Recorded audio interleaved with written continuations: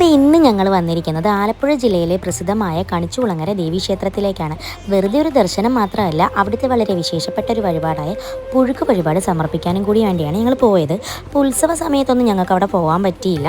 പക്ഷേ ഇവിടെ എല്ലാ ദിവസവും പുഴുക്ക് വഴിപാട് ഉള്ളതുകൊണ്ട് അങ്ങനെ ഞങ്ങളൊരു ഇടദിവസം നോക്കിയാണ് വന്നത്. ഞങ്ങളൊരു ഉച്ചസമയമായി വന്നപ്പം ഞങ്ങൾ വന്ന സമയത്ത് തിരക്കൊക്കെ വളരെ കുറവായിരുന്നു. ആരോഗ്യത്തിനും ആയുസ്സിനും വേണ്ടിയാണ് ഭക്തർ ഇവിടെ പുഴുക്ക് വഴിപാട് നടത്തുന്നത്. വ്രതം നോറ്റ് ഭക്തിപൂർവ്വം തയ്യാറാക്കുന്ന ഈ ഒരു പുഴുക്ക് വഴിപാടിന് പ്രത്യേക രുചിയാണുള്ളത്. അമ്മയുടെ അനുഗ്രഹമായിട്ടാണ് ഭക്തർ ഇതിനെ കാണുന്നത്.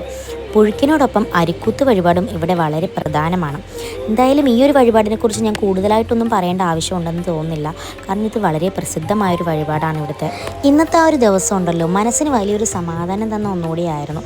കണിച്ചുകുളങ്ങര അമ്മയുടെ സന്നിധിയിൽ വന്ന് ദർശനം നടത്തി ആ പുഴുക്ക് പ്രസാദവും കഴിച്ച് മടങ്ങുമ്പോൾ ഒരു പ്രത്യേക പോസിറ്റീവ് എനർജി തന്നെ തോന്നി. തിരക്കുകൾക്കിടയിൽ മനസ്സിനെ ഒന്ന് ശാന്തമാക്കാൻ ഇങ്ങനെയുള്ള യാത്രകൾ അത്യാവശ്യമാണ്.